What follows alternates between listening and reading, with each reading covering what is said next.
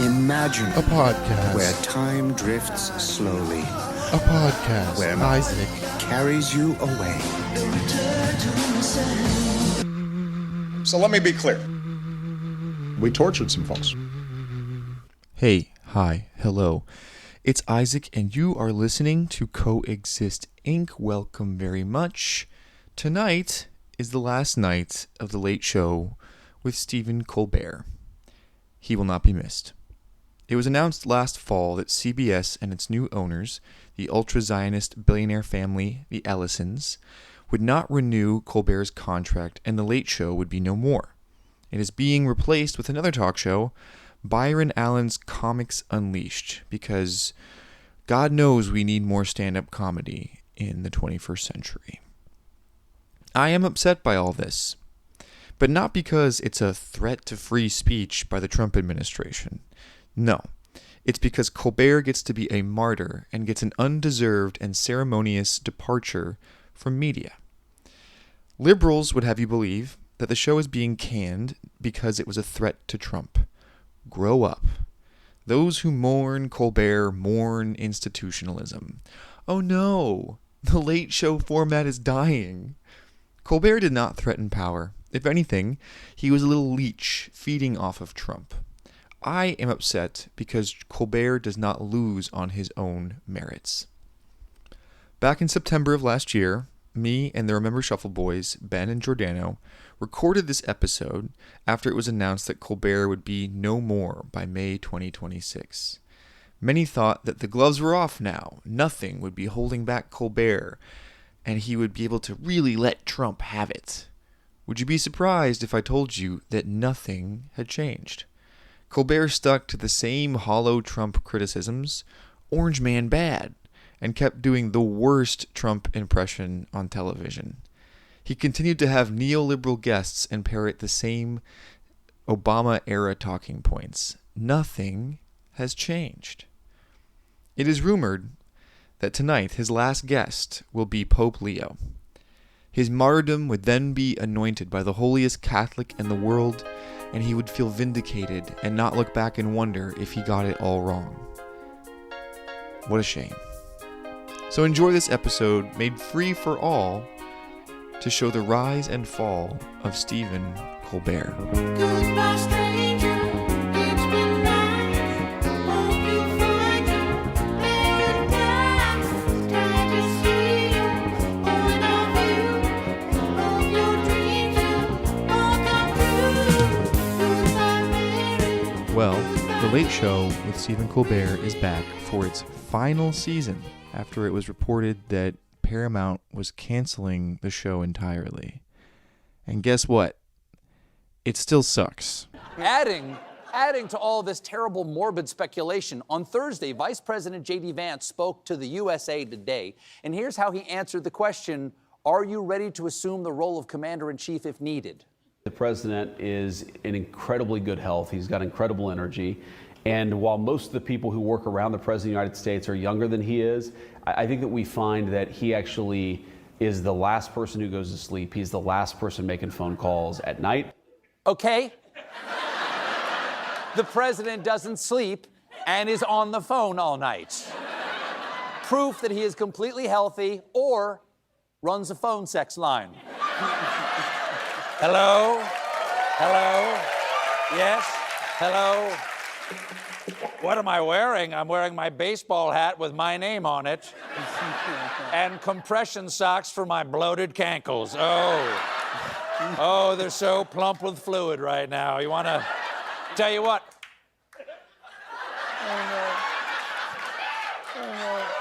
I could.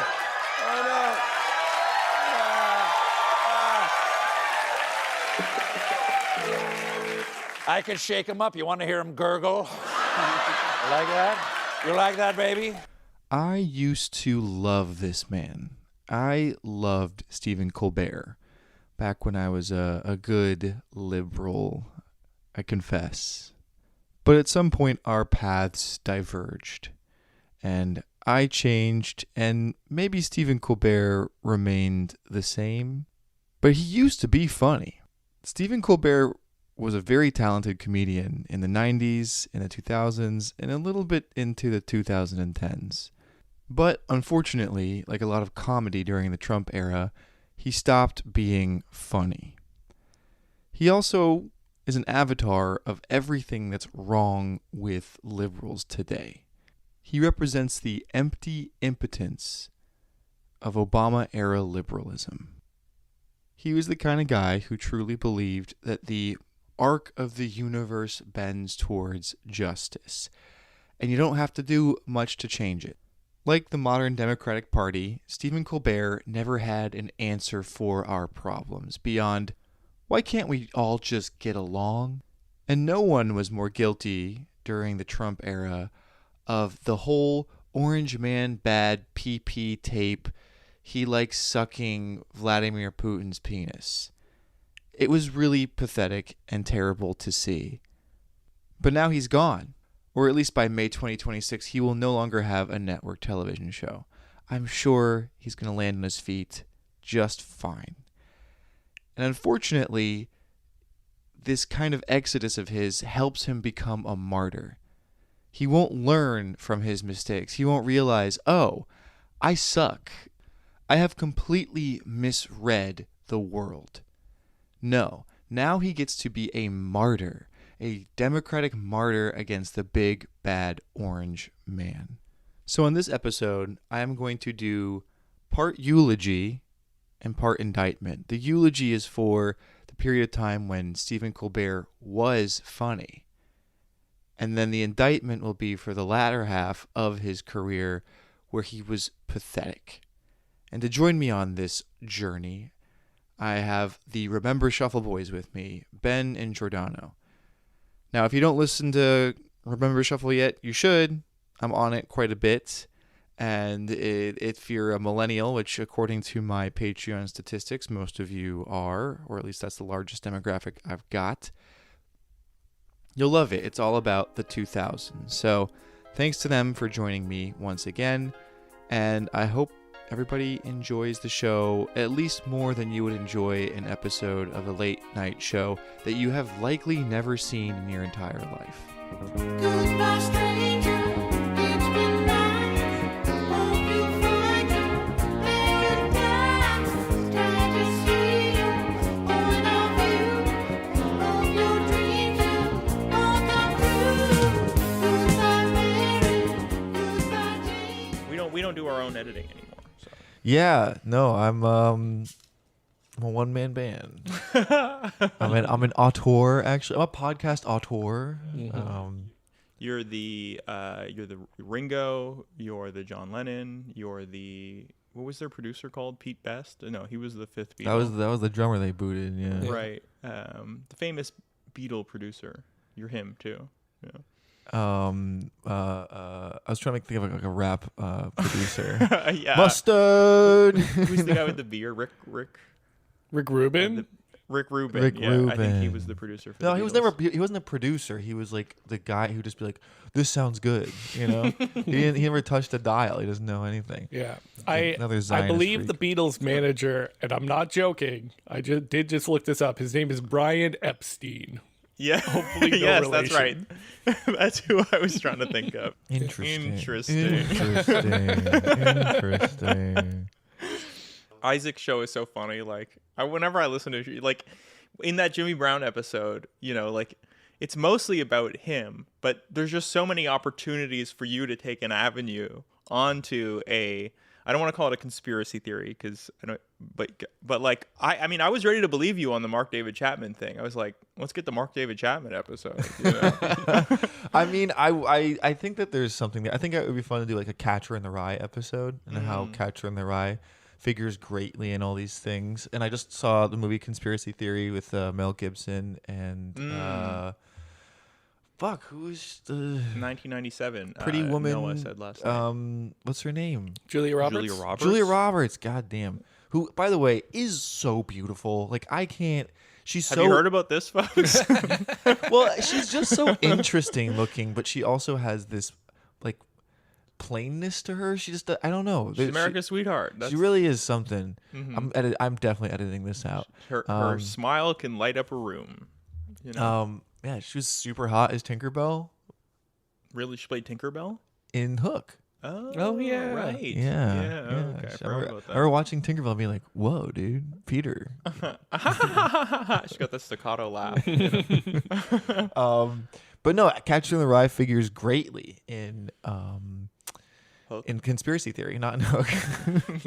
And is predicted because of all these characters who happen to have Catcher in the Rye. Although it is one of those things where it's just like it's just one of the most popular books in America. Yeah, I mean, like, every it's the single book that high school everyone student read. has to read it. Like, Yeah, so it's like, oh, he had did that Catcher in the happen? Rye in his house. It's like, well, yeah, don't we all have Catcher in the Rye at our homes? But maybe that's why they picked it, because they knew we'd all have it. And they, you know, anyway, lots of stuff. Not too many conspiracies to talk about on this upcoming episode, except for I got a couple. Not the crazy one. I'll read it right now. I try to be organized here. I don't have a Ben on my show. You know, it's just me. Oh, you and think so, Ben does the organization?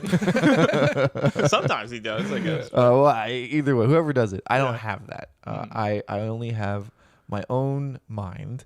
And yeah, we're not going to bring up how Stephen Colbert is a demonic pedophile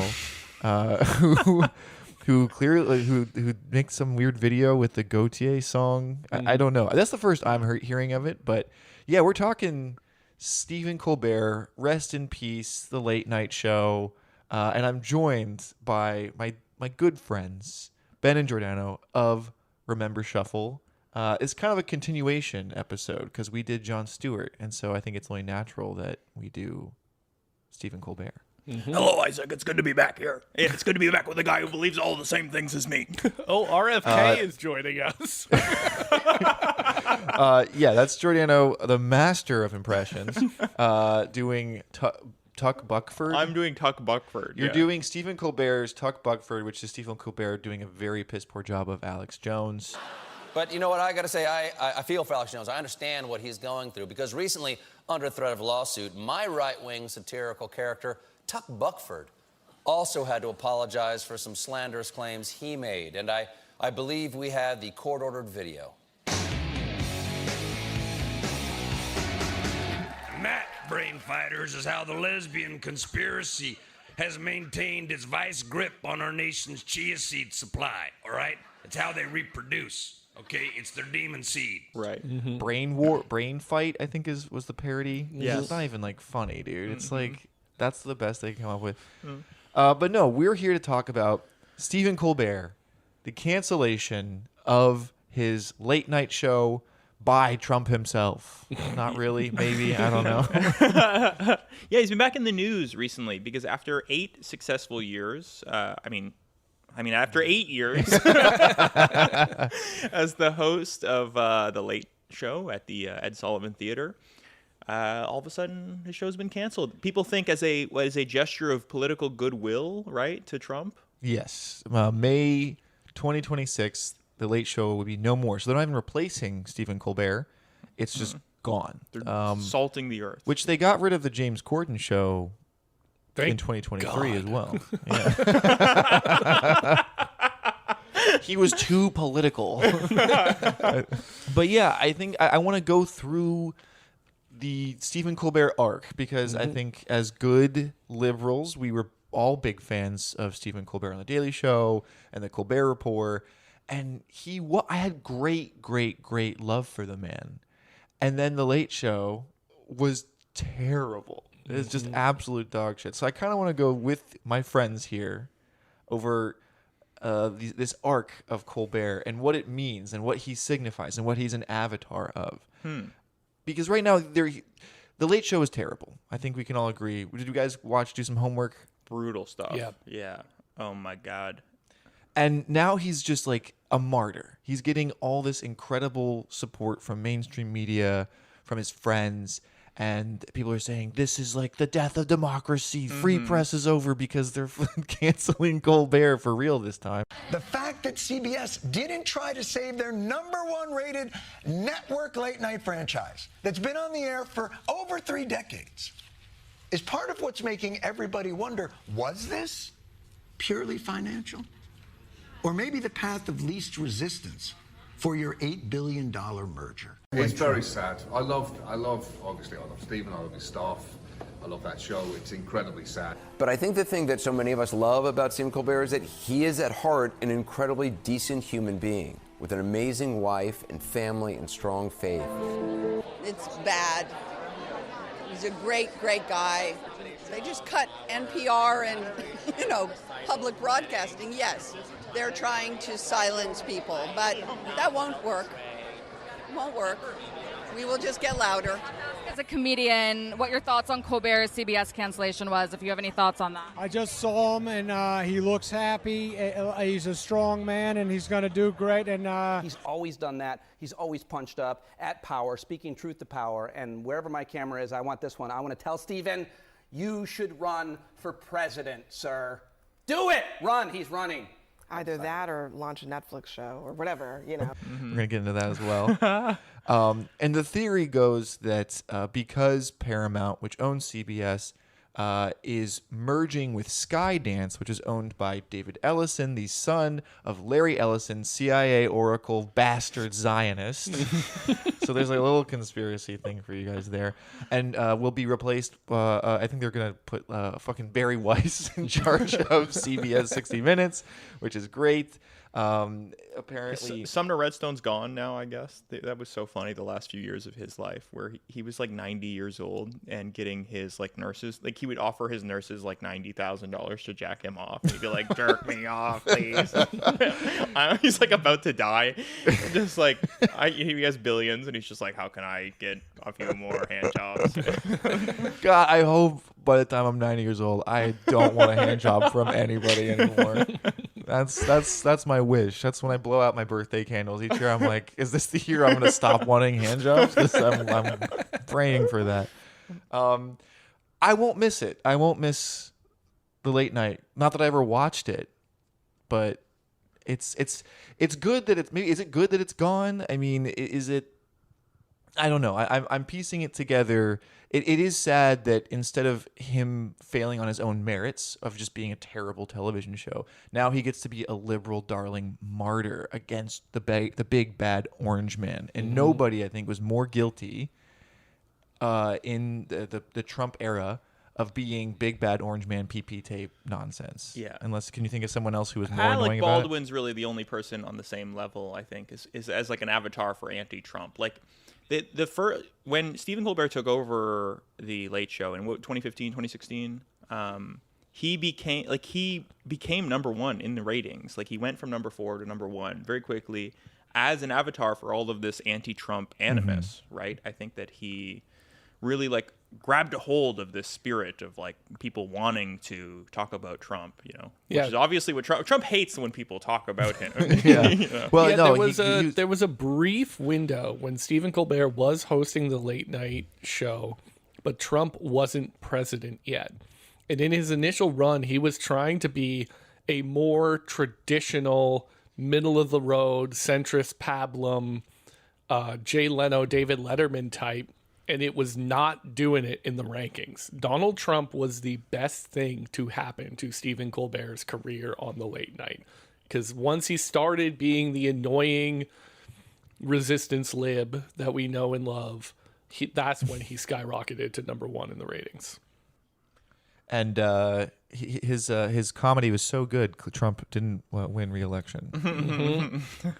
He eviscerated him every night. He destroys. He actually had Trump on his show in that era. They played a game together called Trump or Stephen Colbert of the Colbert Report. That was leading up to the election, though, I think, right? Yeah. And in fact, the first guest I think Stephen Colbert ever had on his show was Jeb Bush. Oh no! Yeah, and Jeb Bush you should watch it. He's so fucking bad. Is that the one? Is that the one where Stephen Colbert is telling his audience like, now, this man is my guest. You're not allowed to boo him. I can't remember if that was the part, but what he did was he had Jeb read from the teleprompter as though he were Trump. Like it's like, can you give your take on Obama's Iran nuclear deal? And he gives like a terribly sincere answer, and then he's like, actually, can you read it as though you were Trump? And he's like, we're gonna build a wall between. All right, time has come to talk about the big orange elephant in the room.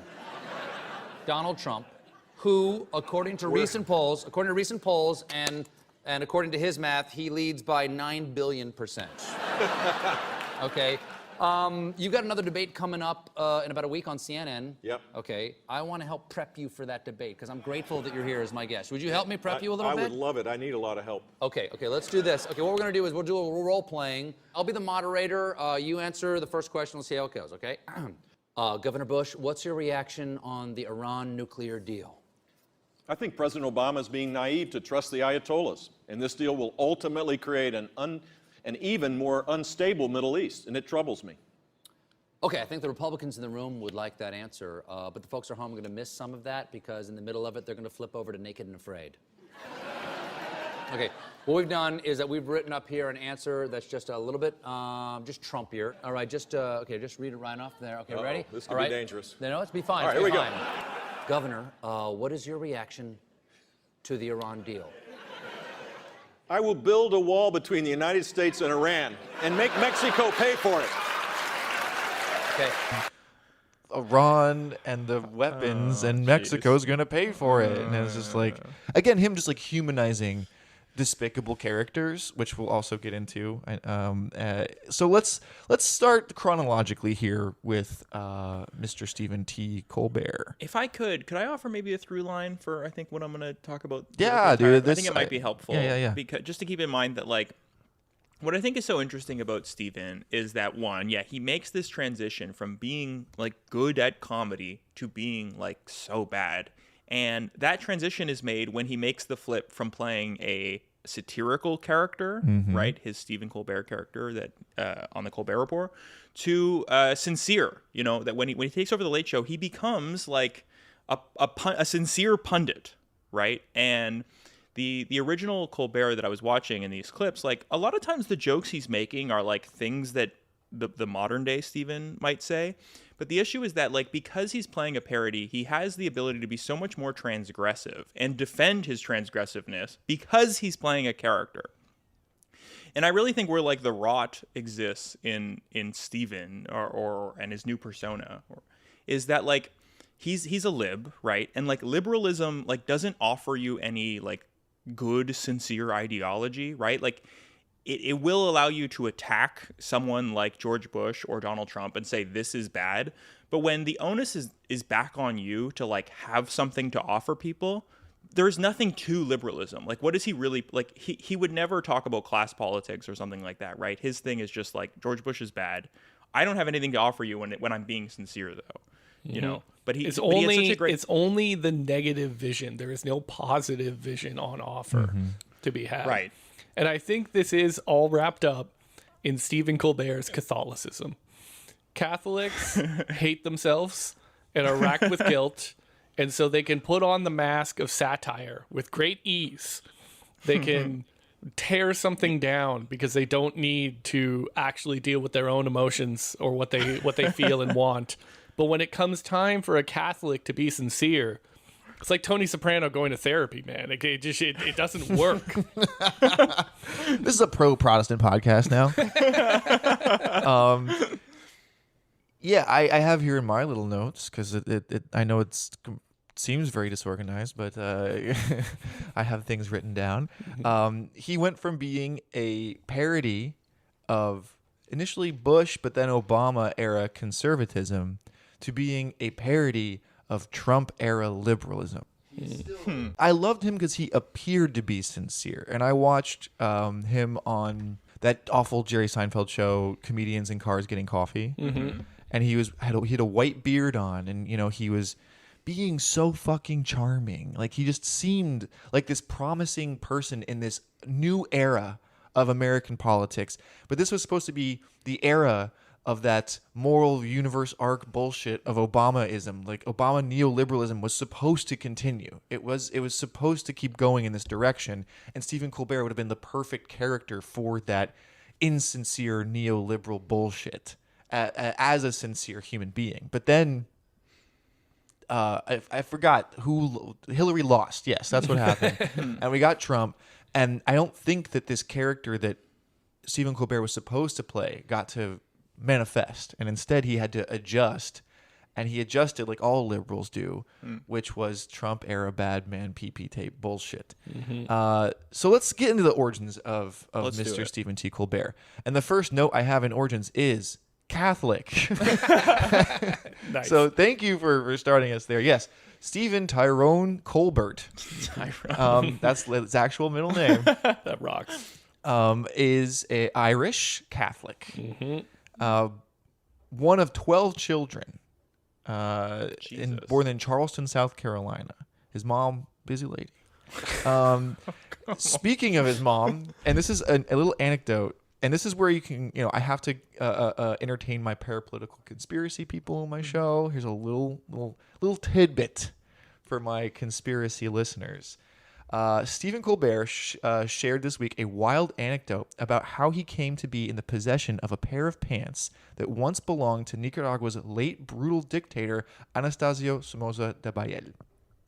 Yeah, that's right. His mom dated fucking Somoza. Wow. I have Anastasio Somoza's pants. Do you know who he was? The brutal dictator of Nicaragua who was deposed by the Sandinista in the late 70s. Do you know who I'm talking about here? Yes, tell the story slowly. Don't miss anything out. No one outbid you on this? I didn't have to. I out of the same gym. My mom had them.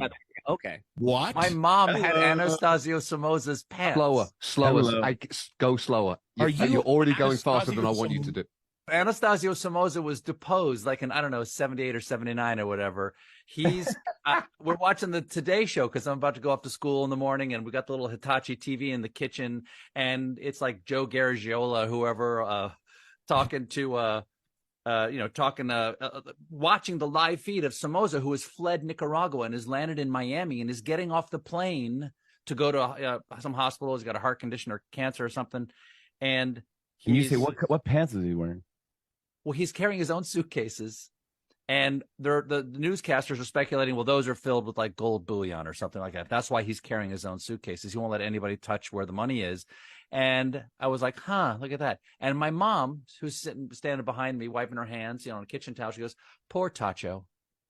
And I said, what do you mean Tacho? She goes, well, that's what we used to call him.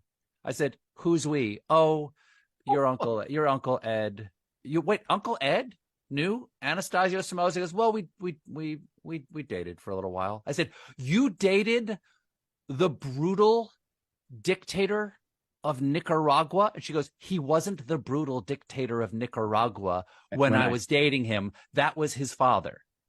And so my uncle went to LaSalle Military Academy somewhere on Long Island back in the 1930s and early 40s. And Tacho used to come home and stay with my mom's family in Larchmont because he couldn't go all the way back to, is it Managua? Yeah, Managua. For the holidays. So he was like Harry Pottering, and my family was the Weasleys. And so my mom went on some dates with Anastasio Somoza. And then whatever the last year he went back after they graduated, he left his clothes at my grandparents' house. Oh boy. And so I have Anastasio Somoza's pants. That's a very bizarre bit of family lore that your mom lived with Somoza and went on dates while he was crashing on your couch. That's wild. Fucking weird, right? Yeah. Very, very weird stuff. Mm-hmm. One of the things you learned kind of early on when Stephen stopped being on The Daily Show and started talking sincerely at times was that his father died tragically on Eastern Airline flights 212 on September 11th. On September 11th, 1974. Okay, so a few more years than I thought. Okay, he died in the other September 11th. It's the other September 11th. There are many September 11th. I think there's one a year actually, but there isn't much to say about that. According to Wikipedia, the reason the plane crashed was because the pilots were chit-chatting with each other, very rehearsal-esque, I think. Yes, Stephen's father, who was a doctor and a academic, actually, is what he would teach at a medical school. His father and his two brothers died. And that makes up a lot of Stephen Colbert's, I think, sincerity at moments. He would deploy it in interviews talking about just life, and he would speak beautifully about life. There's that interview with Anderson Cooper where he talks about like existence is beautiful and God gives you suffering. Like that's the deal. You told an interviewer that you have learned to, in your words, love the thing that I most wish had not happened.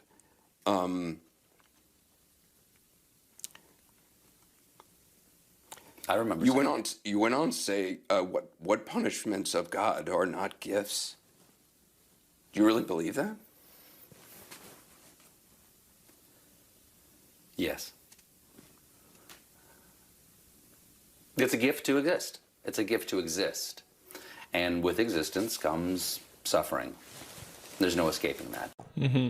And Anderson Cooper, also CIA agent, chokes up briefly about it. But Stephen did have that ability to access, being a total fucking character, but had that ability to access these like really sincere, earnest moments. And as someone who would like more sincerity in the world, he seemed very promising at that. I had heard before. I had heard him speak in interviews about how like some people have speculated that he is so funny because like after both his father and two of his brother died in a plane crash, like his mother was very depressed, and he spent a significant portion of his childhood. I think he's one of the younger children, just trying to cheer up his mother, make her laugh. But yeah, I always figured Stephen Colbert's Catholicism, like very large into his mythology. I think that he's probably one of America's better known Catholics. Someone who continued being religious after joining Hollywood. He's also a big fan of Lord of the Rings. Isn't Tolkien like a big Catholic? Yep.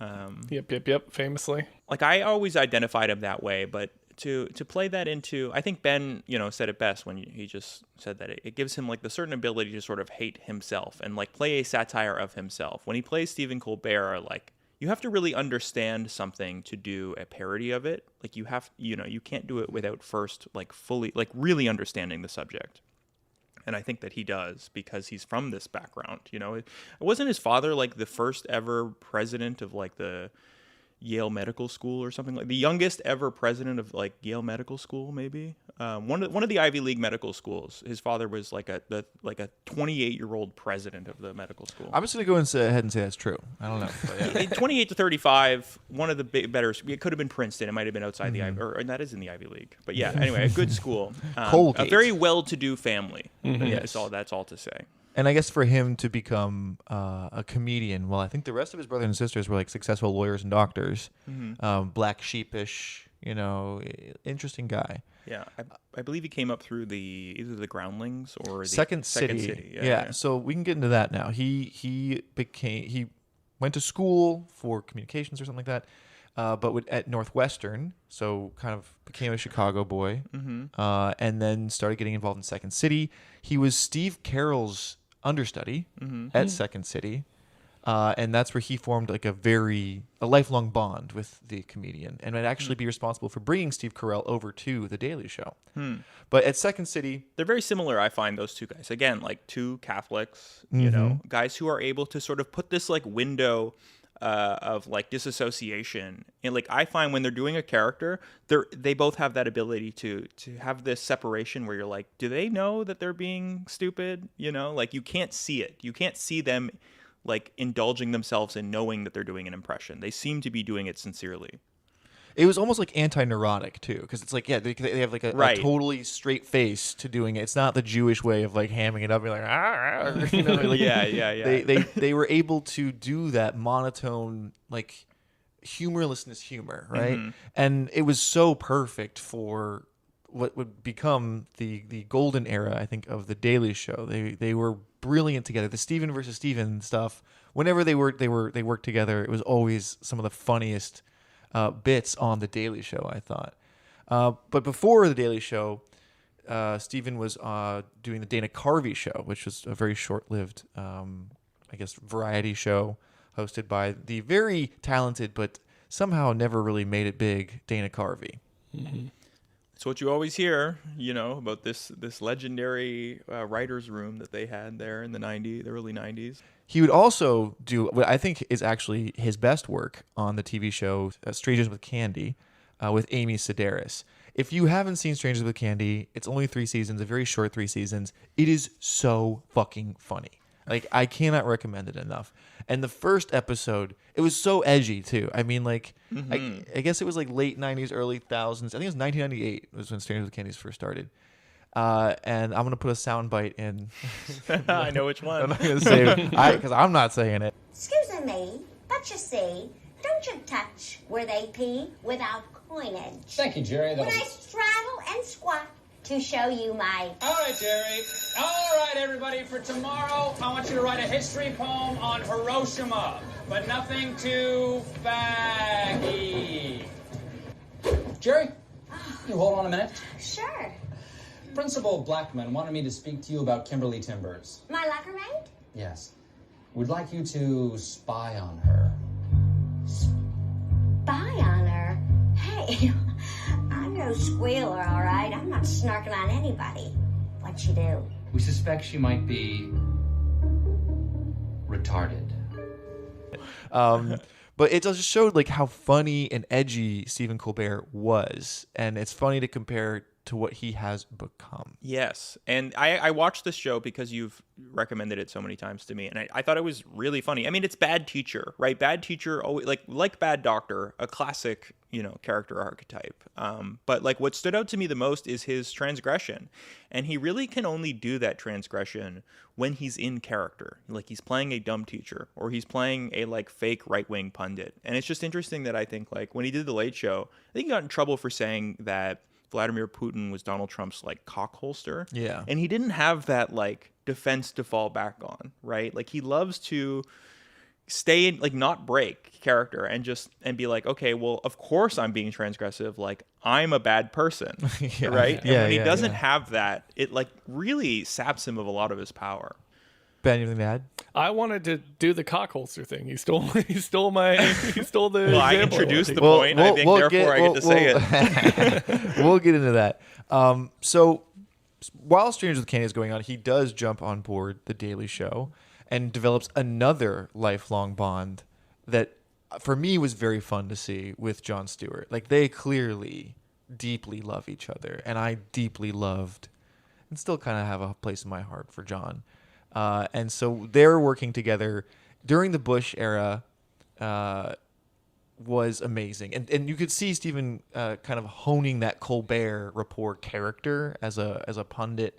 And some of the best bits were definitely Stephen's bits. And there was that time when Al Sharpton didn't show up. And so Stephen Colbert had to be Al Sharpton in the interview. I know that you lost the mayoralty and now you're running for president. Seems backwards, but what are your thoughts on that? I'm gonna win. It's that. I'm rested. I'm ready. I'm thin.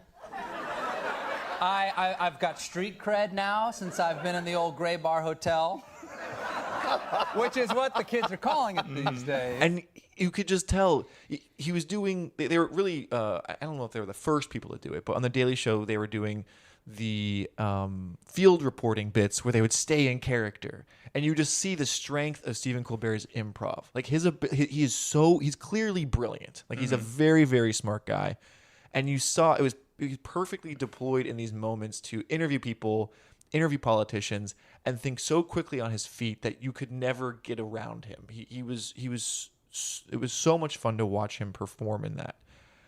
And from there, in 2005, he would get his own show, The Colbert Report.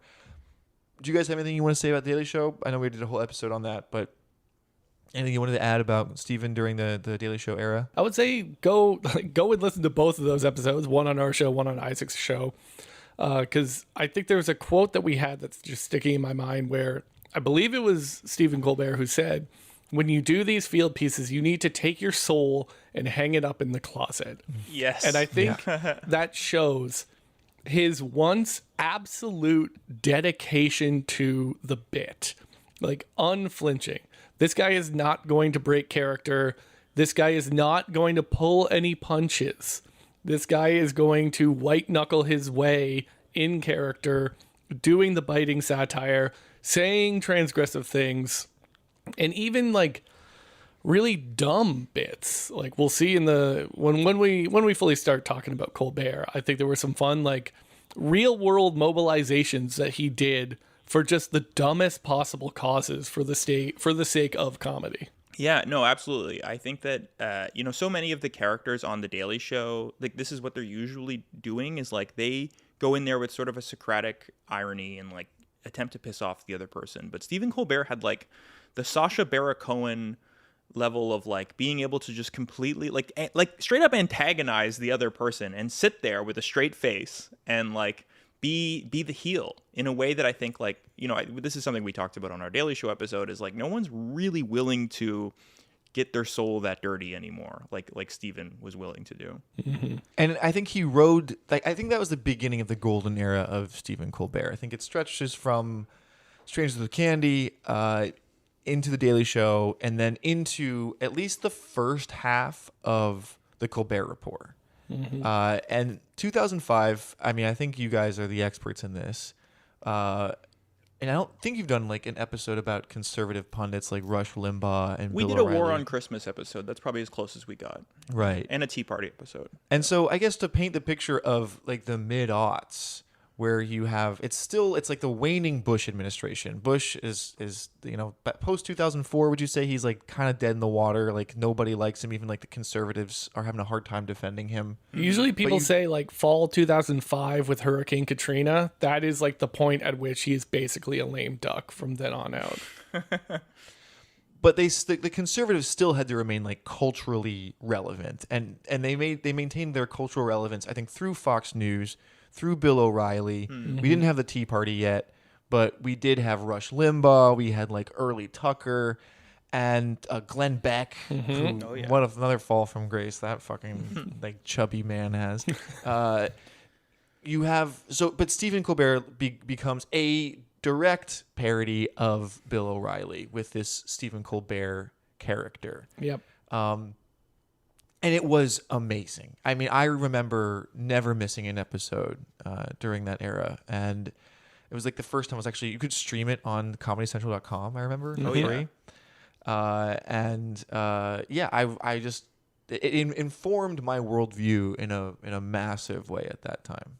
Yeah. Yeah. He put together such a solid, like, satirical version of himself. And I think it's based on the fact that, like, given his background, the son of like a Catholic upper class family, well-to-do, it gave him like the sensibility of like knowing how these people think. And when you watch him in that interview with Bill O'Reilly, right, he's able to respond top of mind like immediately, right? There's no questioning. And this is where I mentioned he's kind of like Sacha Baron Cohen, where he like really understands this character so well that you can ask him anything and like the entire backstory of his world is filled out. Like he knows what Stephen Colbert, the character, thinks about everything. Mm-hmm. And he wrote an entire book in the first person of this person. And like you read that book, I Am America, and So Can You. And a lot of it is just like you take the conservative position and you just kind of bring it to its logical conclusion and like play that out as sincere. And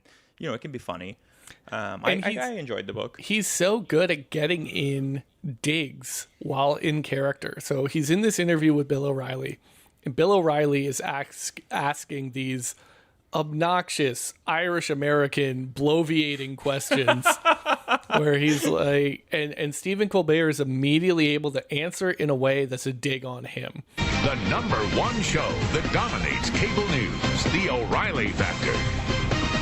Thanks for staying with us. I'm Bill O'Reilly in the Culture War segment tonight, the Colbert Report on Comedy Central. It's a very successful program that owes everything to me. With us now is Stephen Colbert. Bill, thank you for having me on. Are you ready for the interview? I'm ready for anything. Okay, my life ready. is an open book. I've been waiting my whole life for this, sir. Okay. I'm here at the heart of O'Reillydom right now. This is the Holy of Holies. Hit it. I'd love to be nailed. Colbert, that's a French name, is it not? It's a French name just to get the cultural elites on my side, Bill. I'm as Irish as you. I'm a Tormey, I'm an O'Neill, I'm a Tuck, I'm a Fee, I'm a Connolly. Because I could sit toe-to-toe at a potato table with anybody. I talked to your third grade teacher, Miss Crabtree. She said back then you were Little Steve Colbert in South Carolina. I was Steve Colbert. But you, once you got here to Manhattan from South Carolina, changed from Little Steve Colbert to Stephen Colbert. Bill, you know you gotta play the game that the media elites want you to do, okay? Some places you can draw the line, some places you can't. You and I have taken a lot of positions against the powers that be, and we've paid a heavy price. We have TV shows, product lines, and books. Now, who watches you? What's your audience? Do you do research? Do you know who? Well, Bill, that's one of the reasons I want to do my show, okay? I emulate you, and I want to bring your message of love and peace, which I understand that is your message. It is. I want to bring the message of love and peace to a younger audience, people in their 60s, people in their 50s, people who don't watch your show. Okay, so people in their 50s and 60s, too young for the factor. Right. Are watching your show. Because we did a study of Jon Stewart's show. Yeah. That guy? Yeah, and it was stone slackers that were watching his show across the board. Absolutely. You have to be high to understand Jon Stewart. Now, that guy is he is pinker than an Indian River grapefruit. How does Stewart handle the fact that you are now more famous and successful than he is? I don't know. We don't talk. Where he says like, "Oh, I'm trying to do you, but for a younger audience. You know, 60s, 50s." Like, I love that. Yeah, that's such a good line. Like the mental and verbal judo that he can do when in a room with the loudest news anchor in America is incredible. Bill O'Reilly doesn't even get he doesn't land a single punch. No. And how can you? Because he's a character. So he does he'll allow you to swing at him as hard as you want. It doesn't fucking matter. And Bill O'Reilly could not understand that. That era of maybe like actual sincerity of America during like the Bush and Obama administration. He really came to form, or at least like presented himself to America at that White House Correspondents' Dinner. Yes. Where I remember it being funnier than it is, I guess. Like we were watching. Well, it's so long. It's like 30 minutes long, which is impressive. And to do that, really, literally like 5 feet away from the most powerful man on earth is interesting. And the joke he opens up with is about getting shot in the face. Yeah. Oh, I can't believe I'm here with Bush. Somebody pinch me. Or wait, somebody shoot me in the face. Wow. Wow, what an honor. The White House Correspondents' Dinner. To actually, to sit here at the same table with my hero, George W. Bush. To be this close to the man. I feel like I'm dreaming. Somebody pinch me. You know what? I'm a pretty sound sleeper. That may not be enough. Somebody shoot me in the face. Is he really not here tonight? Damn it. Yeah. But Dick Cheney wasn't there. Yeah. But it was really fun because it wasn't at that point yet where the American media apparatus figured out that it should be more vulgar. Like people weren't laughing at his obviously funny jokes because there was more decorum back then. Even though the White House media apparatus was, I'd say, mostly anti-Bush at that point. Sure. There was still like this decorum they had where like they wouldn't like smile or be smug or anything like that. Like today, can you imagine what a White House Correspondent Dinner might be like today? Whether it's like Shane Gillis giving the fucking white. Like I think everyone would want to appear to be so in on the joke that they would be like laughing harder than they even should be. Like it would be like an actual taping at a late night show with like an applause sign. Yeah. So it did paint such a different era of comedy and politics to me. And I think what's so impressive about that clip, I agree with you, Isaac, it's too long, and the pre-filmed bit that he closes with is pretty cringy and not great. But the jokes he makes are frequently pretty dark. Like, he makes a joke about how the president has proven with his ability to stand in the rubbles of Baghdad and recently flooded squares that there is no tragedy that he cannot turn into the ultimate American photo op or something to that effect. Where, like, yeah, you are laughing at the death and destruction that has been wrought and this administration's either causing or horrible reactions to it. I don't think anybody would, like, imagine a comparable comedian trying to make a joke about like ICE detention facilities now, where the punchline is still about the administration doing this shit. I just don't see a world where that happens. Right. And to Bush's credit, he's taking it on the chin pretty good. Like, he's leaning back and he's smiling. That was kind of the wonder that everybody had, I think, after that Correspondents' Dinner came out, is like, do they understand what the character is, right? Because I had heard, I think Malcolm Gladwell talks about satire, and he mentions, like, there are people who watch Stephen Colbert, you know, it's like The Sopranos, right? Where it's like there are people who watch it and think, yeah, Tony's the friggin' boss, and there are people who watch it and say, wow, he's such a bad guy. Or, you know, I hope he gets it. And I had heard from Malcolm Gladwell that some people watch Stephen Colbert and are like, yes, I sincerely agree with the things this character is saying.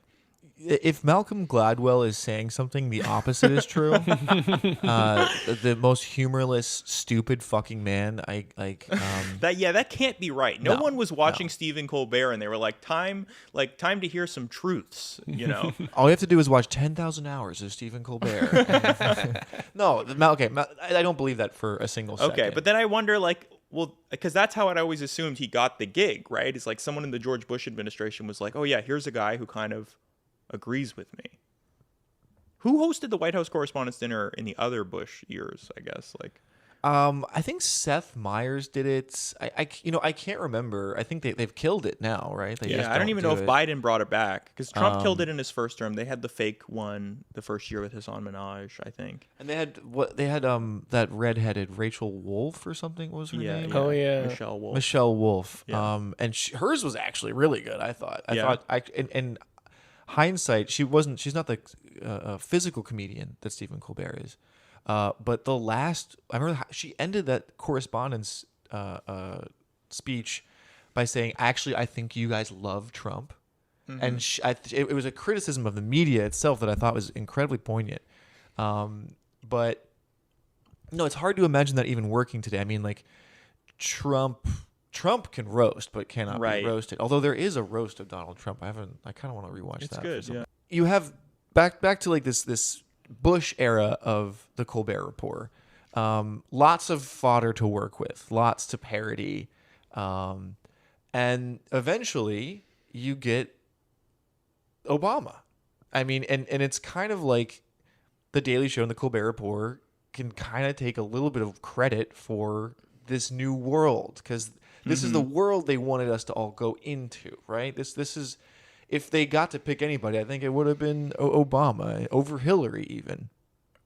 And so I think that this is where the beginning of the end kind of starts for America, really, but especially for comedy. I don't know if you guys want to say anything else about the Bush era Colbert Report. I'll just add one thing, because this stuck in my mind. I was never as big a fan of Colbert as I was of Jon Stewart. Just I personally found, like, the bit was great, but I found that I tired of it quicker.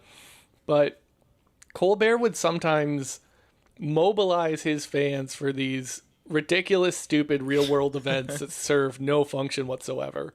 And so there was an Ontario Junior League hockey team in Michigan, the Saginaw Spirit, who needed a new mascot, and they did an online poll. And he had his fans vote for something like the Stephen Beagle, and it was a beagle dog that kind of looked like him, and he won. And then he turned this into a recurring bit on the Colbert Report, where he would say, you know, now time for the Spore Report. Let's check in on America's favorite pastime, Ontario Junior League hockey.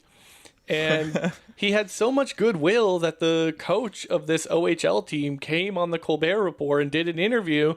And sure enough, he was asking him questions about, like, giving steroids to the teenagers of the Ontario Junior League hockey team. These guys who were, like, still in high school and whatnot.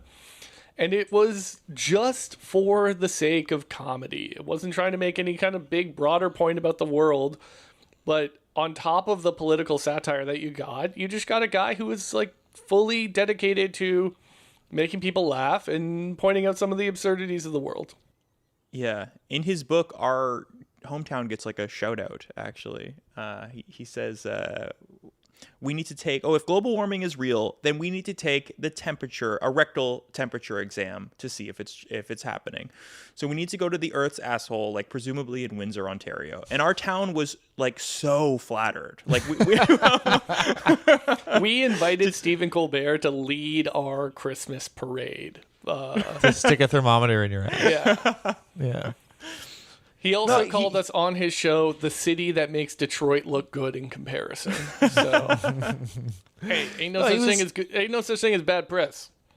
He was so funny, and at the time he was also a great voice actor for some very funny cartoons, like Harvey Birdman, Attorney at Law. You wanted to see me? Yeah, I need your help.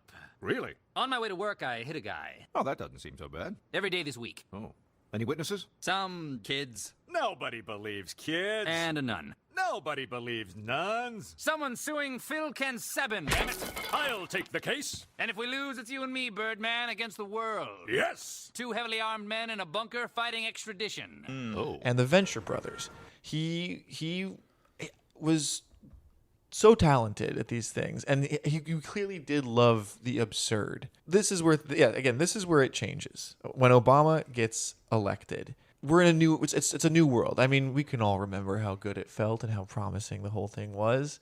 Colbert had to reinvent himself, but it wasn't a strain, because you had the conservative absurdist movement of the Tea Party, Mhm. you know, and so this more fodder. Great. Now he can really do these characters. These characters are giving him even more to work with than before, I think. But still, Obama is in charge, and he no longer parodies Obama, right? Mhm. He's no longer criticizing Obama. He's criticizing the criticism of Obama. Mhm. This is what the Daily Show does, the Colbert Report does, and this is where the magic starts to dissipate.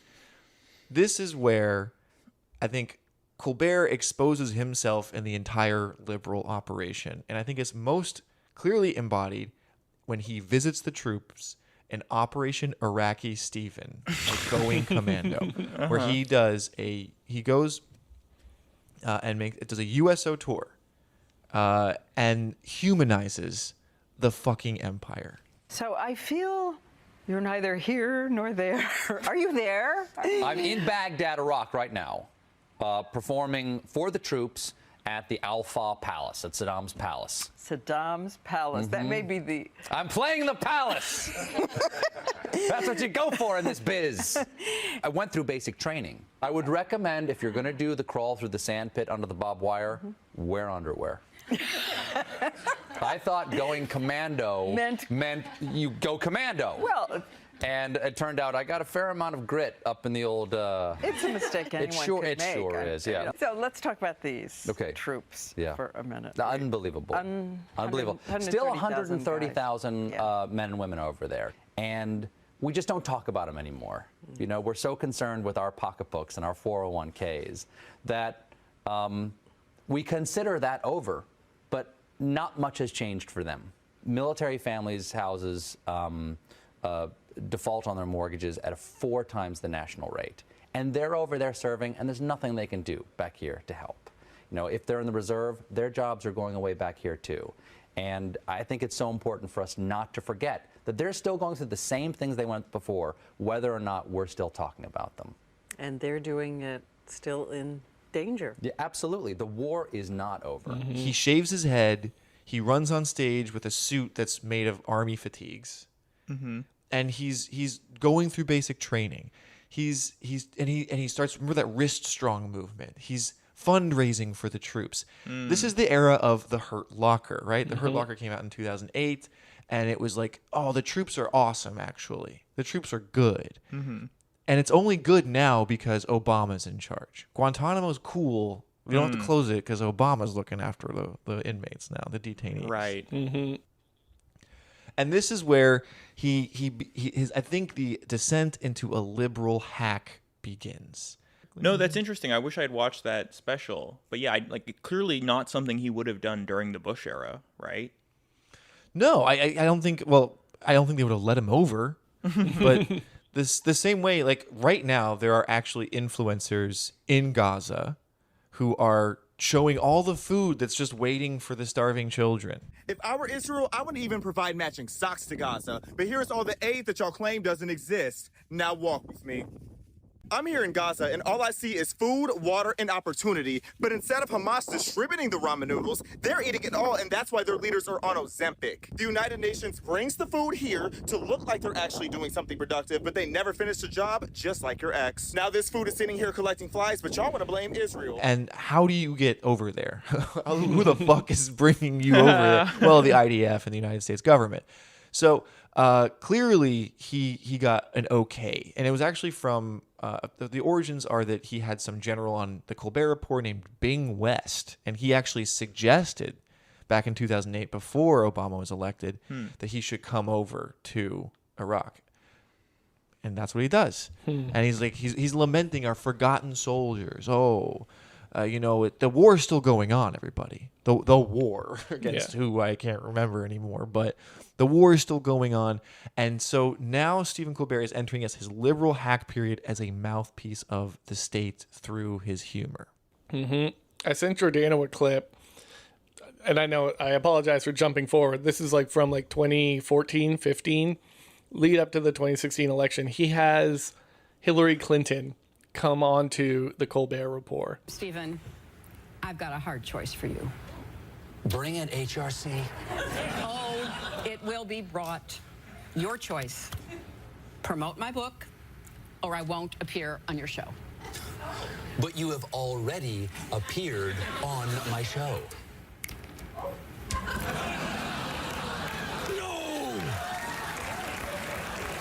No! Fine. Buy Hard Choices. Available in bookstores everywhere there are still bookstores.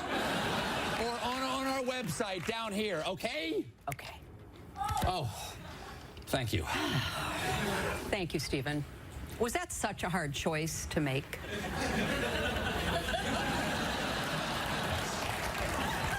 And you imagine, like, if this had happened 10 years earlier, have Stephen Colbert do that right-wing character while interviewing Hillary Clinton. What could be more incredible than that, right? Who does the right-wing media apparatus hate more than Hillary Clinton? She's their giant bugbear. And the entire interview is scripted. They have Hill Dog deliver some comedic zingers, and it is entirely glaze. His critical questions of Hillary in this interview is him saying, you name dropped too many people in your book. And it's all the people that she worked with, because I don't know if you heard, she was the most qualified person to ever run for president or whatever. It is awful. He does this with Elon Musk as well in 2010, where he calls him some like super genius that's going to save the world. You people have called you the real Tony Stark. Okay, you've got your finger in so many different advanced technologies. As I said, SpaceX, Tesla, now you've got Solar City and the solar pack that people put in their houses. Are you sincerely trying to save the world? Well, I'm trying to do good things, yeah. And I remember, even back then, even in 2010, I was like, this Elon Musk guy, kind of a fucking moron. Like, I don't know. Like, I'm not even buying this thing. Oh, you're going to nuke Mars? That sounds brilliant. He also danced around Henry Kissinger. I don't know. Did you remember that? He was supposed to have Daft Punk on the Colbert Report to perform, but apparently they had an exclusive deal with Viacom and MTV. And so that when that Get Lucky song was very popular, which is a perfect Obama era song, I think. Yeah. That is like the vibe of the Obama era. I love Daft Punk, but that song is dog shit. So he, instead of getting Daft Punk on the show, he goes around DC and New York, like dancing around celebrities. And Bryan Cranston's involved in it. They like dance in some fucking roller skates. But he goes in the office of Henry Kissinger, the man who is responsible for many millions of deaths. And he's goofing off, doing his little silly dances around Henry Kissinger. And Henry Kissinger gets to play the straight man even. And there's no criticism there. There's no critical thought. It's just like, oh, hey, it's Henry Kissinger. He must have a good sense of humor to let Stephen Colbert shake his ass in his office. Ruffle his hair, yeah. He also had Donald Rumsfeld on the show, and he feigned, I think, criticism of Rumsfeld. But it's like, here you have another fucking war criminal on your show, and you're humanizing him. Mhm. You're letting him get away with it. Mhm. Like, I don't even think, and this is where maybe the era of in the Bush era, maybe that era of Colbert could have properly interviewed Rumsfeld in a critical way. But clearly in this Obama feel-good era where everything's okay, even our war criminals deserve some Catholic forgiveness or something. I don't know what it is exactly. Grace. But it is, it's fucking disgusting. Like this is also, I think, you go to the gulag for humanizing these people. The focal point of this, and this with Jon Stewart as well, is the rally to restore sanity. All right, yes, the Rally to Restore Sanity, which was meant to be a parody of the Rally to Restore America, led by Glenn Beck, on the steps of the Lincoln Memorial. I believe Glenn Beck got the rights to do that, which is it was nice. It was nice of Obama to let him do that, I guess. Were you in D.C. at that time, Ben, or no? No. I was still living in Canada at that time. And I am embarrassed to say we thought about going, me and some of my Canadian friends. We're to the Glenn Beck rally? You were no, to the Rally to Restore Sanity. Honestly, less cringe less somehow. Embarrassing. Than going to the rally. We thought about renting a car and driving down to DC to see our favorite hosts, Jon Stewart and Stephen Colbert, fix America. But fortunately, we were all poor undergrad students and we're not able to do that. Thank God. But I think that's important to note. The fact that you wanted to go speaks to a certain level of there was a desire for political action from these people's audiences, right? And a lot of people did go to the National Mall to ostensibly do a rally. And I was watching that concession, it's not a concession speech, sorry. It's That's a Freudian slip right there. It is, yeah. It's Jon Stewart doing the final speech of the Rally to Restore Sanity. And it's so clear that he feels bad. He feels so bad that he got thousands of people to get into one place in the National Mall and then offer them nothing. Nothing. Because like we said, liberalism, there is no positive vision of the world, right? The positive vision of the world is to make small tweaks around the outside and, make everyone happy. And so he's I know that I really appreciate that you guys came so far and we put a lot of hard work into the show. And it's great that my favorite line, I think, is when he says this country is about reasonable people coming together. And there are people who would seek to undermine our Constitution, like the racists. There are terrorists and racists and Stalinists and theocrats. But those are titles that must be earned. You must have the resume. I love that these are the two groups he sees as it's the horseshoe theory, right? We are the enlightened centrists. I mentioned the it's like that Futurama episode with the neutral country. We have a code beige. Tell my wife I say hello. That's how he sees himself, as the reasonable, enlightened center. And he's trying to diagnose why nothing better is happening 2 years after Obama's election, where we did the thing, gang. We all went out and voted. We gave Obama a 60-seat Senate majority and a landslide victory in the presidency.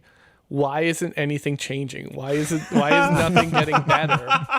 And his only argument is that, it's such cliched fucking pablum. It's politics in Washington is broken. And people don't talk to one another. And, for most Americans, our values are the bedrocks on which we build compromise. And I was laughing so hard where he's trying to explain the concept of compromise to an American. And he says, and Americans are so car-brained that he says, imagine the Lincoln Tunnel. Notice how the people are able to merge, even though the people in these cars might have different viewpoints. Oh yeah, I'm truly pathetic. I mean, yes, I think it all kind of culminates in the moment he realizes that this is all for nothing. He got these people to come as a joke, and they have no vision of the future. No, the solutions are there. They know what the solutions are, but for whatever reason, they won't go far enough. And that's just the Obama administration. I mean, that is Obama's legacy right then and there. Mhm. So there are still moments in the Colbert Report that are funny. The Better Know a District, you know, still a good bit. He actually, when he did that whole, when he ran for president and started his own PAC, and then he showed how Citizen United actually works, that was actually informative. That was interesting. Again, didn't offer a solution to that problem. But still good at breaking, like, you know, he can still criticize without, you can criticize without a positive vision of the world, right? And just expose how stupid, because, I mean, the Republicans do have a vision of the world, and it's morbid, and so it's capable, you know, you can make fun of it. I'm going to start my own super PAC using your rules and embody taking this to its logical conclusion. But yet never criticizes Obama. I mean, there's never any, and he has Obama on the show doing the word. You know, he is such a fucking mouthpiece for this kind of liberalism that it's pathetic. And it makes me embarrassed how much I bought into it back then. How I was like uncritically just enjoying the humor of it all. But never once does he like talk about the failures of the Democratic Party in any meaningful way. No, it's because the failures is not the Democratic Party, it's the news, right? The news isn't being done earnestly enough, right? It's being done for money, and this is what's causing, you know, politics to be bad or something. And I think nobody did it better than The Daily Show and maybe CNN, but at least for me and Colbert, to make it seem like it's not actually Obama's fault. He would love to actually fix these things. It's just that there are these racist people and these news broadcasters that are getting in the way of any actual change.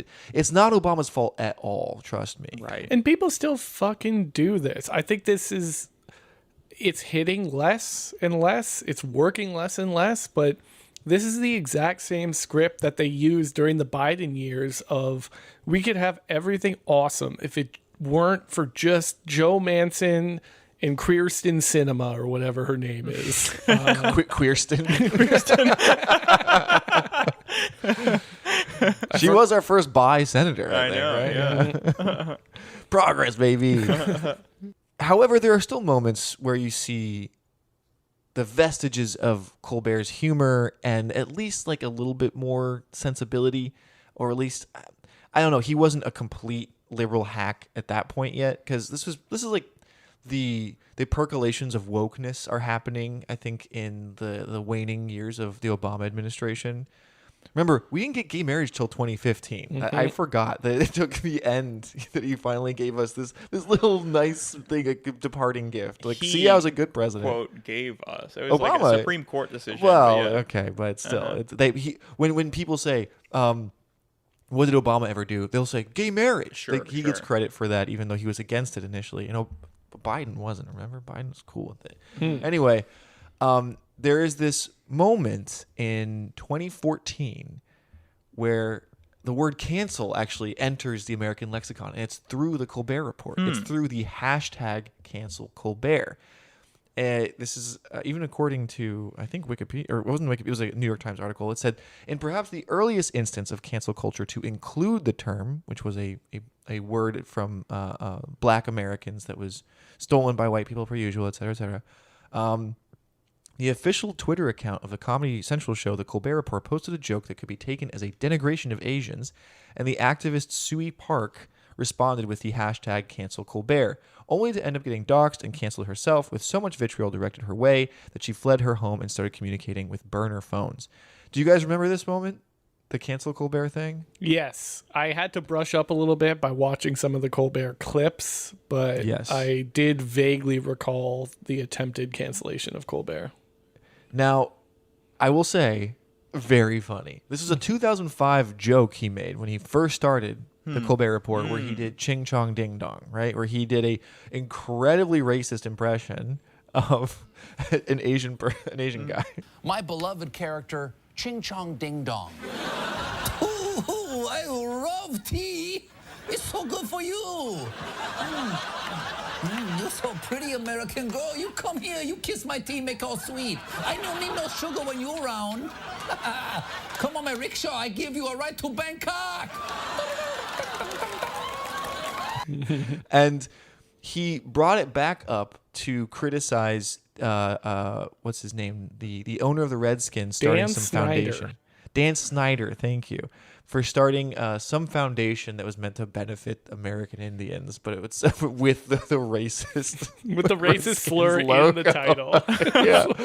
And so he made fun of that by it was like ching chong ding dongs, like Center for Orientalist Studies or something like that, or yeah. whatever I think it was called. Yeah, and it was a good bit. Like it was I think a very funny bit. It's clearly making fun of Dan Schneider. Yes, Yeah. yes, and yes, there was this cancellation campaign. The first time I think people heard the word cancel, and Stephen Colbert did a really good job of, in a non-liberal way, criticizing the logic of this thing, like being like trying to explain the joke to people, like that I am a character, like I'm a character, that's a character, and it's very funny, and it seemed to at least like temper the coming wave of cancel culture that wouldn't be a term we use until the Trump administration. Here's what happened to me. Last Wednesday, I saluted Washington Redskins owner Daniel Snyder for his new charity, the Washington Redskins Original Americans Foundation, which some have called an obvious attempt to win over Native Americans because it only uses the term Redskins once in its name. Now I have my own racial misunderstanding with the Asian community over a long-running and beloved character on my show. Very important, he is a character. He is not me. This is the real Stephen Colbert. I mean everything I say on this show. He means, well, you'd have to ask him, and he's not returning my calls right now. Anyway, I was so inspired by Dan Snyder's charitable outreach that I formed my own charity, the Ching Chong Ding Dong Foundation for Sensitivity to Orientals or whatever. Yeah, there's a great clip of him saying, like, I am not a character. This is what I really believe. And it's sort of just like he didn't back down. And you realize, like, how funny and, like, useless it is to, like, criticize a character's behavior, right? Like, how funny would that be to be like, Peter Griffin is being racist or something like that, right? Like, that's character, yeah. And that's the ultimate shield for someone like him, and like why his act was able to be so transgressive. You know, you need an angle like that. So that was the last dying breath, I think, of Stephen Colbert as a funny human being.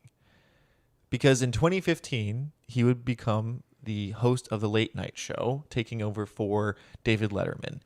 The way that they wrote about him taking over the Late Night Show was a little hyperbolic. They gave the importance of the Late Night Show something that, as a millennial, I don't know how you guys were with late night shows. I didn't give a fuck. I didn't watch that shit. That was funny. It was like, you know, the hallowed halls of American entertainment, and it's like, well, didn't the show start in like the early 90s? And like wasn't David Letterman's, or like the David Letterman show, I think, was supposed to be like the offbeat Gen X, like postmodern take on the Johnny Carson Tonight Show, right? Mm-hmm. Like David Letterman would do wacky, goofy stuff, right? Like he was sort of undermining the concept of a late night show until he became just the Late Night Show. Right? Yeah. Mm-hmm. And it is funny that suddenly now Stephen is like entering the hallowed halls of the Ed Sullivan Theater. Yeah, Like, exactly. Just walking down the hallways of the Ed Sullivan Theater with awe in your eyes. Tear rolls down your cheek. You go, wow. A lot of interns got harassed in these halls. But yeah, the way people wrote about it was very funny. Like, this was the New York Times. But more crucially, it is the first time that a wide audience will see Mr. Colbert freed from the confines of the blowhard pundit character he played on the Colbert Report.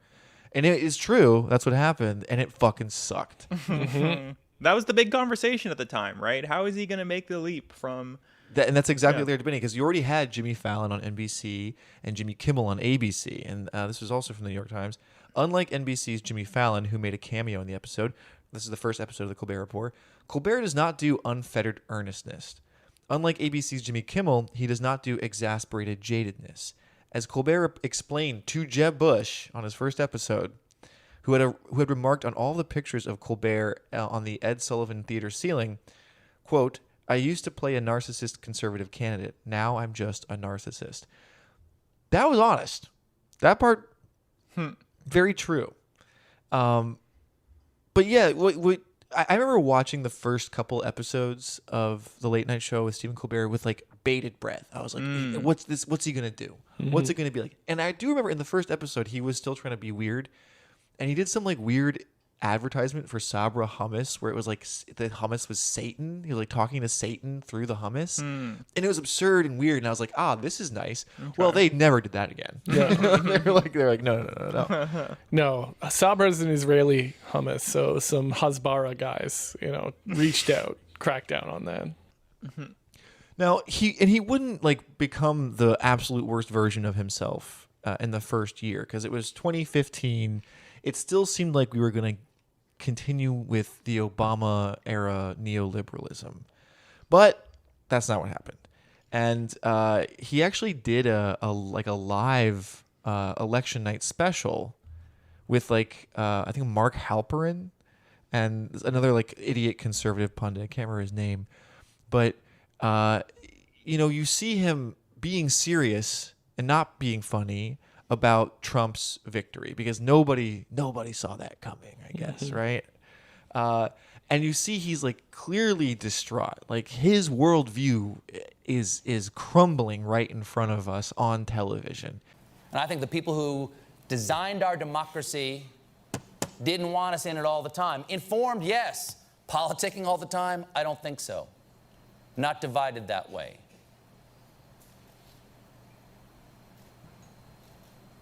They designed an election that was meant to confuse us and bore us a little bit. That's why the Electoral College exists and C-SPAN. And why the State of the Union begins with 20 minutes of shaking hands with grandpas. But now politics is everywhere, and that takes up precious brain space we could be using to remember all the things we actually have in common. So whether your side won or lost, we don't have to do this for a while. So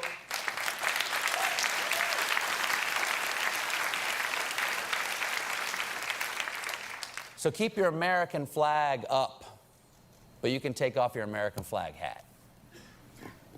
You can put away your I voted stickers, and you can get back to your life. And that's when he, like the phoenix of ashes, is like reborn into the worst version of himself.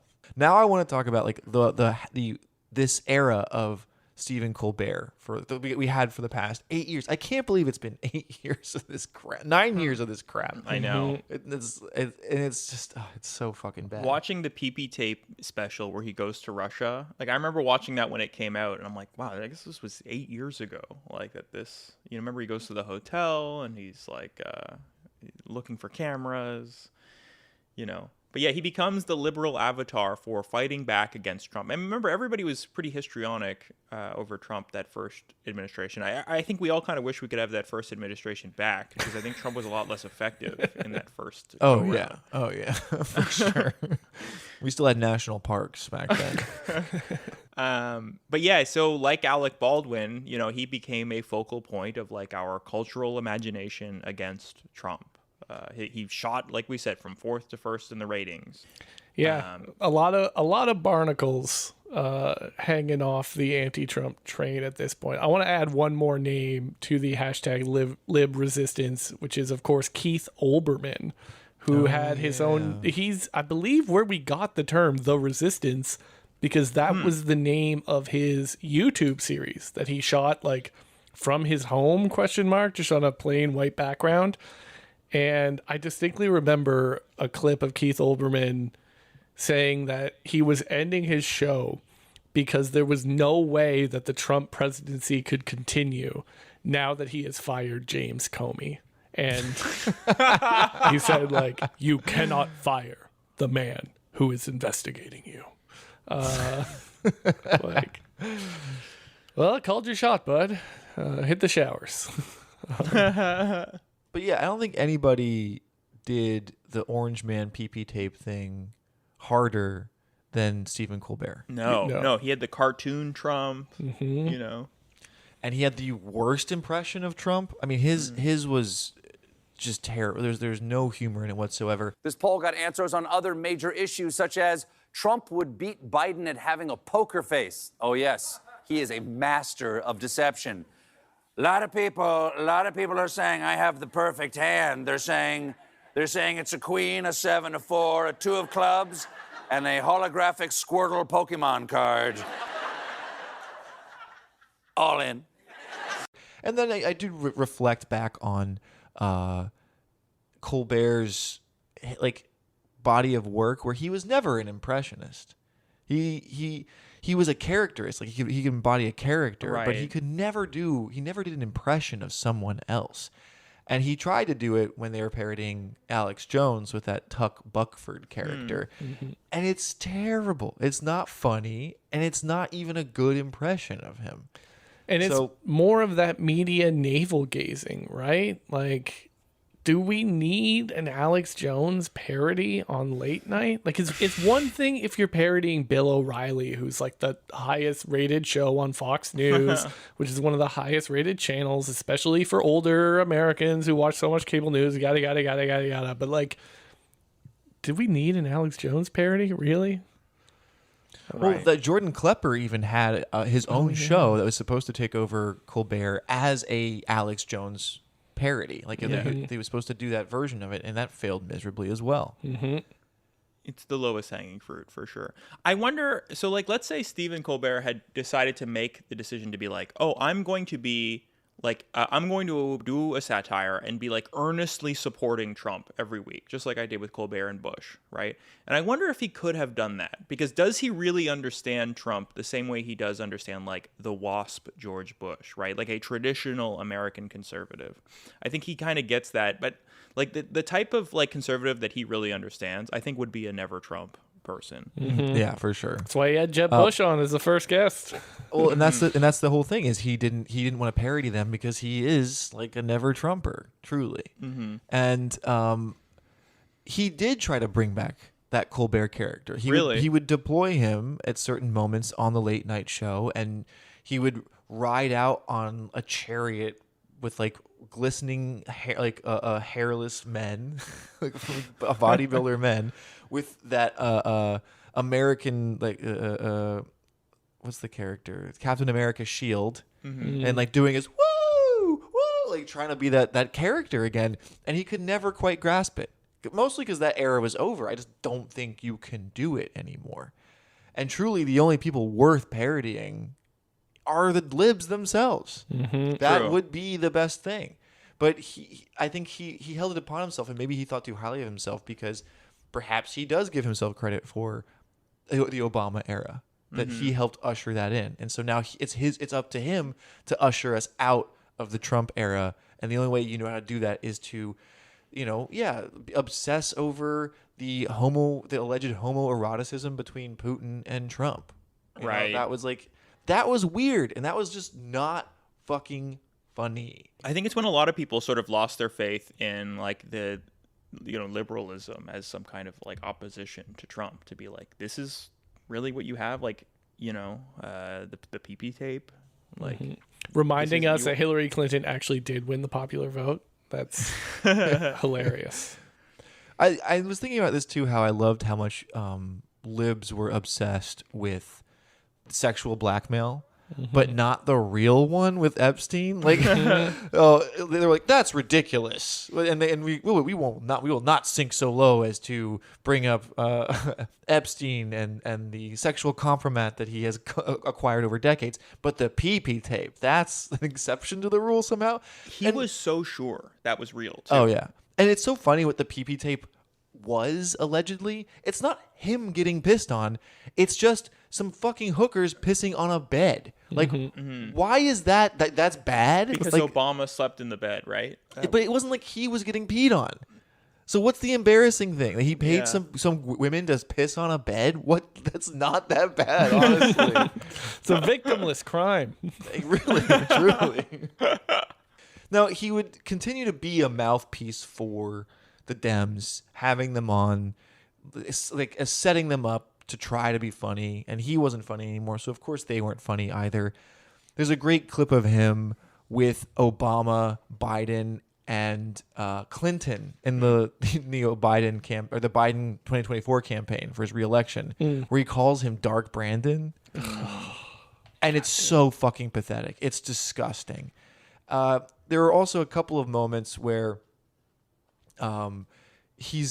he covers for the CIA. There's that famous clip where Claire Danes is explaining her character in that awful television show on Showtime. I forget what it's called. Homeland. And she's talking about how the CIA operates, and he immediately he shuts her down. Okay, so now one of the things that you do you do this every season where you go get to spend some time with some actual spies? We do. It's like the coolest part of my job. Who sets that up? Who calls the CIA and goes, we just like to come in and hang out with you guys? Yeah, so Henry Bermel, who is one of our founding fathers of Homeland, one of our writers, passed away a number of years ago, but his dad was in the CIA, and his cousin was a mentee of his father's and was also in the CIA, a very accomplished person there. And he recently retired, but in his retirement, he curates this week-long spy camp for us producers and writers. And really? Yeah. Is it like, you know... Yeah, so we park ourselves in a club in Georgetown and talk to, like, real spooks.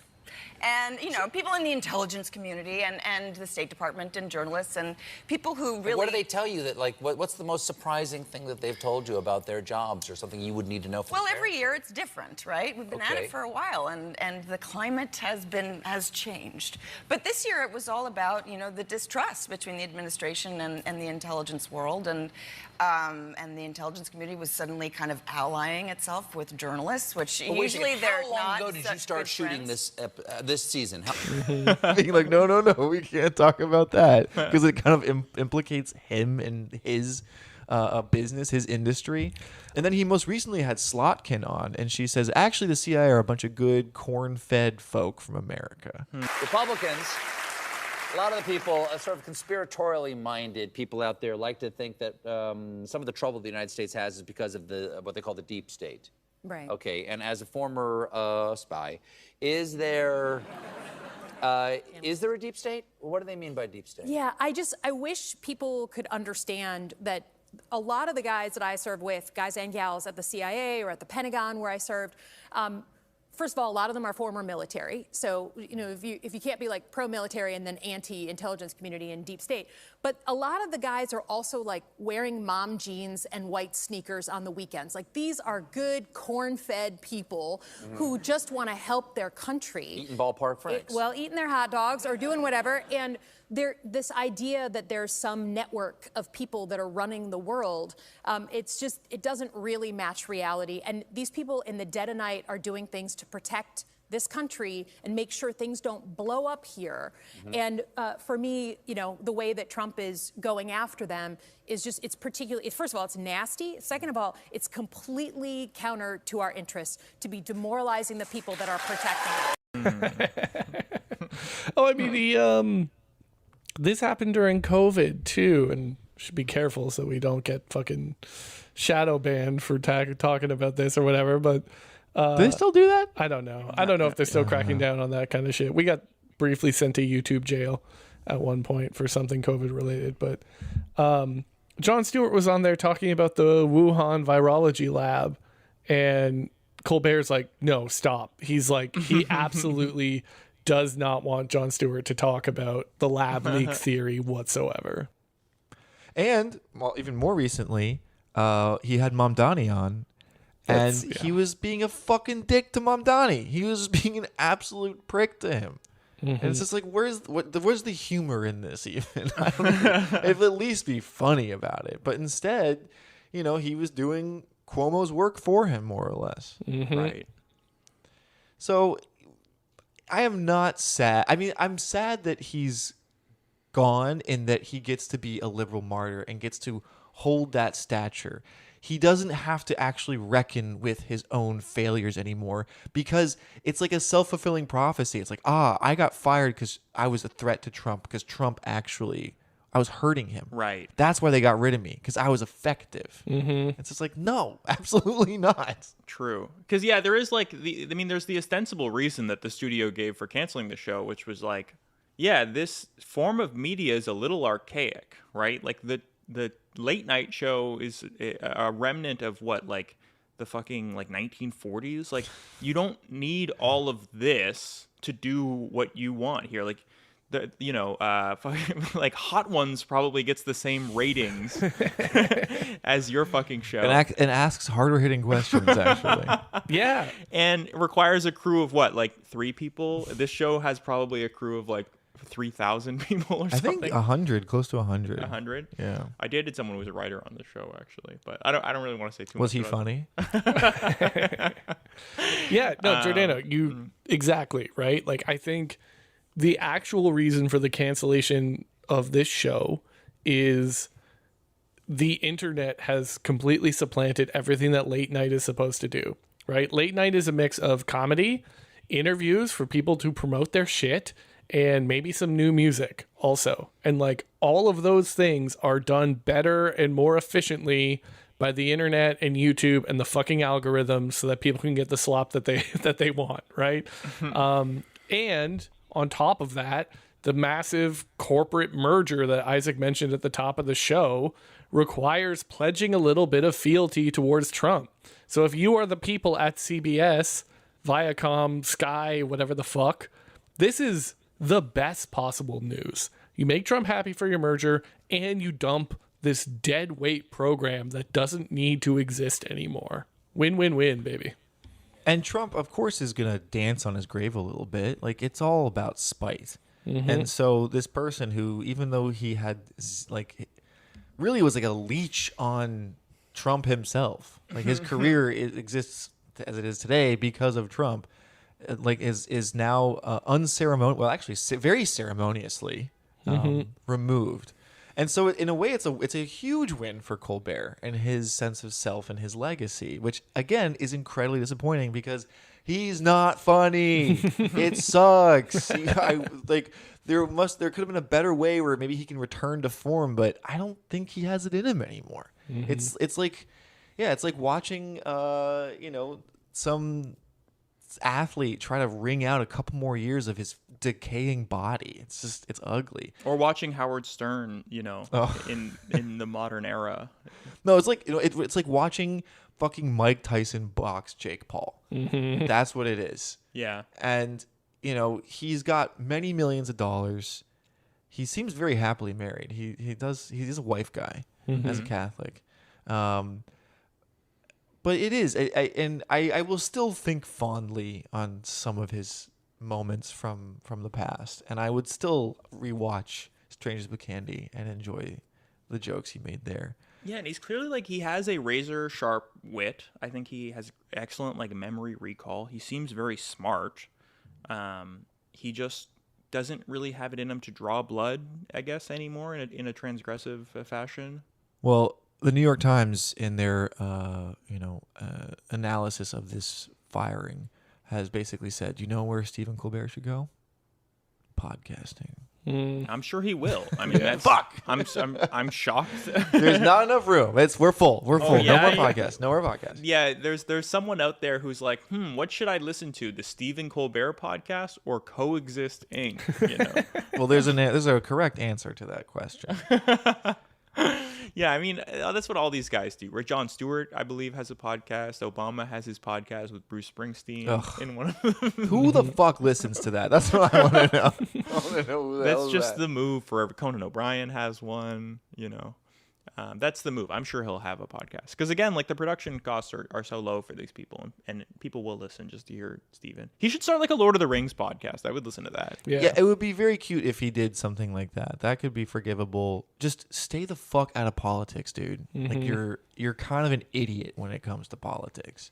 Yeah. So it's been also so disappointing seeing the bad kind of class solidarity, which is when rich late night hosts all get together to defend their friend Stephen Colbert, like Kimmel and Fallon and Jon Stewart and John Oliver. Right after it was announced, they were all in the audience building up their friend, or what have you. It was like, dude, this is bad. Real friends wouldn't let their friend produce work of this quality. This also happened like at the same time as that Gaza reporter was assassinated by Israel. Mm-hmm. And I don't remember hearing them say much of anything about that. And so, yeah, the juxtaposition of them, people literally protesting the Colbert's firing and not saying fucking anything about Gaza. Again, gulag. I really, I gotta be put in charge, and I will fix things. I will not, I won't slip up on this shit. Yeah, like there is so much. It is so ripe for someone to like earnestly try and represent the views of Israel right now. Like that would be such a great satire for him to go on there and defend Israel as like a ostensible. Like Stephen Colbert would do. Like that's no one. Yeah, no one's doing that. No one. Yeah, no one would do that. Mm-hmm. Doing his impression of Michael Rappaport. So I don't know if you guys have any more thoughts on the late night show. No, I mean, so we've spent so much time together now talking about Jon Stewart and The Daily Show, something so that we were so fond of in high school and in our upbringing. And it's just so sad to see everything go to shit. And I think that Rally to Restore Sanity speech, like, really was kind of the piece that connected everything to be like, oh yeah, this is why, like, this went nowhere in the Obama era, because at no point would they ever be willing to say, hey, like, Obama's not doing any of the things that he said he would do, must be Fox News' fault. Mm-hmm. It's the Ku Klux Klan that won't let him close Guantanamo Bay. Well, guys, thank you so much for joining me. And if any listeners of Coexist Inc. aren't familiar with Remember Shuffle, you should go make yourself familiar with it. I don't know if you want to plug anything you guys are working on or coming up to. I know we just recorded a show about The Sopranos. Something we can look back on fondly. Thank you very much. Something that I can, not that it was a part of my childhood, but, I'd like to pretend it was. It's something that is a satire, I think. Yeah. Right? Like another great satire from the 2000s about, Catholic satire. Yeah, Isaac. So if you're a fan of, obviously if you're listening to this, you're a giant Isaac fan. So go listen to one of like the 5 Isaac episodes on our show now. We've done Fast Food Nation. We've done 9/11 Conspiracies, one of our best episodes, which was so funny to bring you in to talk about 9/11 conspiracies, because that, like, it is the most like normie conspiracy that you might be familiar with, right? And I think this is like the Aragorn kicked a helmet and broke his toe detail, but like for conspiracies, you're like, oh yeah, something weird with Building 7, like you were conspiring at a much higher level than we are. Yeah, I have no idea what to conspire against. I will publish this show before the anniversary of 9/11, and I have no idea what I'm going to say. I'm out of ideas. Yeah. Pick up that book that you mentioned there, the Canadian guy's book about 9/11. Peter Dale Scott, The Road to 9/11. Peter Dale Scott. Oh, Peter Dale Scott. Oh, yeah. Road to 9/11. Great book. Amazing book.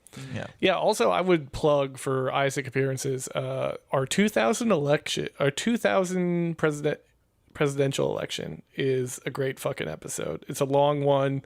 It is, as Isaac aptly pointed out, the one that destroyed the world. It's a really good one. Yeah, Remember Shuffle, 2000s pop culture, politics. It's a nostalgia show that's not a nostalgia show.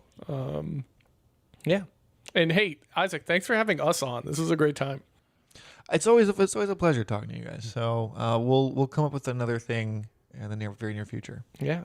Great to get together with our cousin from Florida over here.